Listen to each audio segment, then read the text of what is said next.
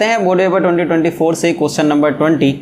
Further इस question को solve करने से पहले मैं चाहूँगा कि इस वीडियो से अगर आपको थोड़ी भी हेल्प हो रही है तो इस वीडियो पे लाइक और कमेंट जरूर करना और इसी तरीके का कंटेंट देखने के लिए चैनल को सब्सक्राइब जरूर करना। और यहाँ पे ये कह रहा है कि एजर्शन के अंदर if the graph of a polynomial touches x axis at only one point then the polynomial can not be a quadratic polynomial.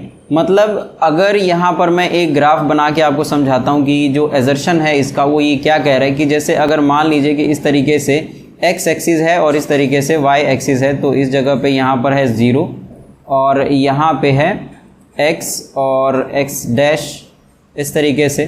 तो ये कह रहा है कि अगर हम एक कोई भी इस तरीके से अगर हम ग्राफ बनाते हैं तो यहाँ पे अगर मान लीजिए कि ये है 2, तो ये 2 पे एक जगह पे यहाँ पर जो x की वैल्यू है ये 2 है, यहाँ पर वो मतलब इसके नीचे से नहीं जा रहा है, इसको जस्ट टच करके और ऊपर से निकल जा रहा है।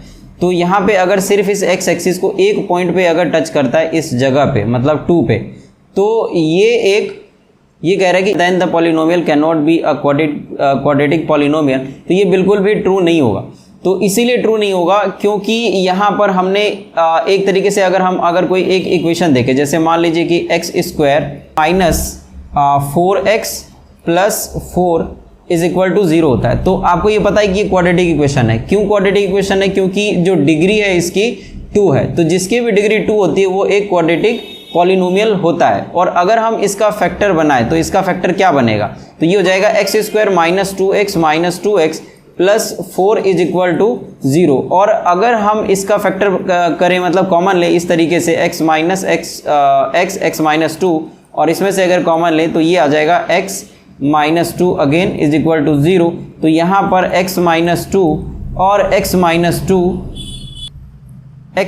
2 इज इक्वल टू 0। तो ये हो जाएगा x माइनस 2 एक बार 0 और x माइनस 2 एक बार 0। मतलब दोनों को बारी बारी से अगर 0 के बराबर रखें तो हमारा जो आंसर x की वैल्यू ये आ जाएगा 2। तो इधर भी 2 आ रहा है और इधर भी 2 आ रहा है, मतलब एक जैसा नंबर आ रहा है। तो अगर कोई भी क्वाड्रेटिक पॉलिनोमियल है इस तरीके का तो x की वैल्यू 2 अलग अलग आ सकती है, लेकिन ये जो 2 है ये तो सेम है।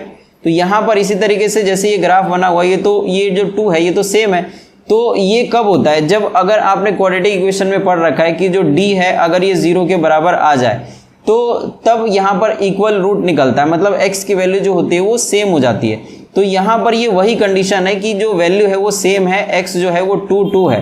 तो इसीलिए if the graph of polynomial touches x axis at only one point, तो एक पॉइंट पे तो टच करेगी, देन यहाँ पर the polynomial can not be a quadratic polynomial. ये जो स्टेटमेंट है ये इसने गलत बोल दिया। तो यहाँ पे जो एजर्शन है हम इसको बोल सकते हैं कि जो एजर्शन है ये तो फॉल्स है, एजर्शन इज फॉल्स। अच्छा, अगर हम रीजन को देखें तो ये कह रहा है कि a polynomial of degree n greater than 1। तो ये जो n है ये कह रहा है कि ये ग्रेटर देन 1 के लिए ये बोला जा रहा है, मतलब एक से ज़्यादा के लिए। जैसे कि यहाँ पर जो इसकी डिग्री है ये 2 है या फिर 3 हो सकती है या फिर 4 हो सकती है। तो ये कह रहे हैं can have at most n zeros, मतलब जितनी डिग्री होगी उसकी जो 0 है वो उतना ही निकलेगा। मतलब अगर यहाँ पर इसकी डिग्री 2 है तो इसके 2 zeros निकलेंगे। और अगर यहाँ पर इसी तरीके से क्यूबिक पॉलिनोमियल है, मतलब x क्यूब जो है डिग्री जो है यहाँ पर इसकी 3 है इस इक्वेशन की, इसका जो 0 होगा वो 3 निकलेगा। तो ये बात तो बिल्कुल सही है कि अगर डिग्री 3 होती है तो 3 0 निकलता है, अगर डिग्री 2 होती है तो 2 zeros निकलते हैं। तो ये बात तो बिल्कुल सही है, मतलब जो इसका रीजन पार्ट है ये तो ट्रू है। और ऐसा जो है ये हम देख रहे हैं इसके अंदर जो एजर्शन है एक्चुअली में डी एजर्शन जो है ये फॉल्स है, जैसा कि यहाँ पर है एजर्शन हमारा फॉल्स आ रहा है और मैंने बताया आपको कंडीशन कि क्यों ऐसे आ रहा है। और फिर जो रीज़न है ये ट्रू आ रहा है, तो रीज़न ये अपने आप में ट्रू है। तो इसीलिए जो ऑप्शन डी है यहाँ पर ऑप्शन डी है ये करेक्ट हो जाएगा। तो इस तरीके से जो ये क्वेश्चन नंबर 20 है इसका हम जो आंसर है मतलब जो सही ऑप्शन है ये हम चुन सकते हैं, जो कि हमारा ऑप्शन डी आए। तो इस तरीके से ये क्वेश्चन जो है ये हम सॉल्व कर लेंगे।